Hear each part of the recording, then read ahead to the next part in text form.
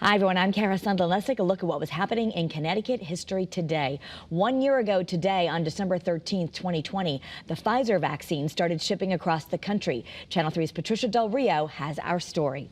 They are powerful images. The long-awaited Pfizer COVID-19 vaccine leaving Michigan on trucks and planes and working its way to hospitals and pharmacies around the country. UPS Vice President Captain Houston Mills piloted the first flight today, carrying vaccine to the UPS hub in Louisville. He says it is the most precious cargo he's ever flown. This is definitely hope.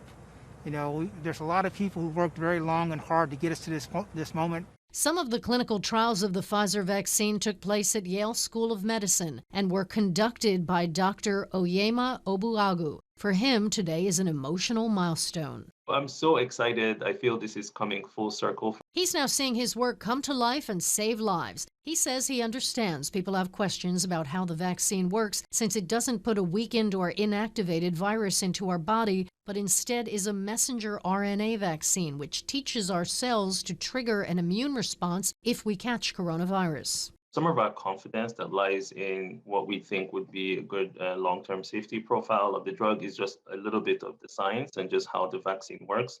The fact that it's a messenger RNA virus is not integrated into the host cells. That's a very common misconception that comes up. You know, people are talking about gene editing and things being implanted in your DNA. Those are inaccurate. He says the vaccine is safe and effective, and he'll be honored when he gets to receive it himself. And now being on the receiving end or to benefit from that intervention is just so gratifying for me. And I'm rolling up my sleeve, early next week.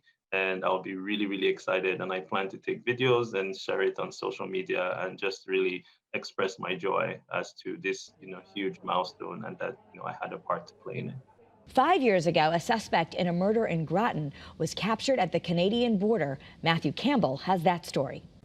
He was an inspirational, helpful, and caring individual who put the needs of others before himself. Flanked by a strong circle of support, the family of Joey Gingerella is on the way to getting the justice they've been looking for ever since the 24-year-old was shot to death in this Groton parking lot. Within hours, police identified this man, 30-year-old Dante Hughes, as the suspect. Since Sunday, Groton police were working around the clock. They interviewed people who knew Hughes, and eventually they learned he was trying to leave the country. A short time ago, detectives learned Hughes was detained at the United States-Canadian border.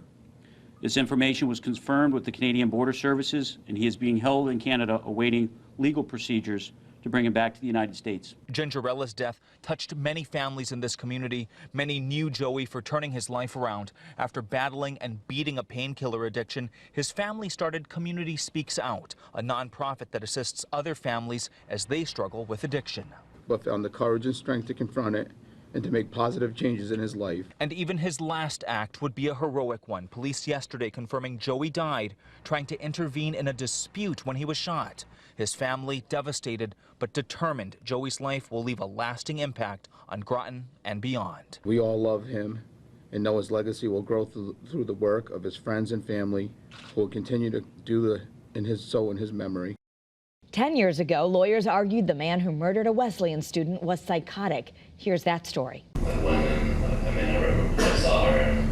From his own recollection, Stephen Morgan describes a day he says he shot and killed Johanna Justin Hinich, a Wesleyan University student who was working inside the school's off-campus cafe. It was May 6, 2009. When you confronted her, did you say anything to her? Did you take your mask off? No, I just walked right up. And what? Shot. How many times? The one that was from the police reports, and that was 7. Morgan also admits he concealed his identity when he gunned down Justin Hinich. The Wesleyan student, a psychiatrist, testified today he was obsessed with and felt was leading him on, even tracking him on the computer. He, like a number of people with paranoid schizophrenia, can know the criminality of an act, but because they're driven by a delusion, that changes the tone. I just walked away. I remember, I know right now because there was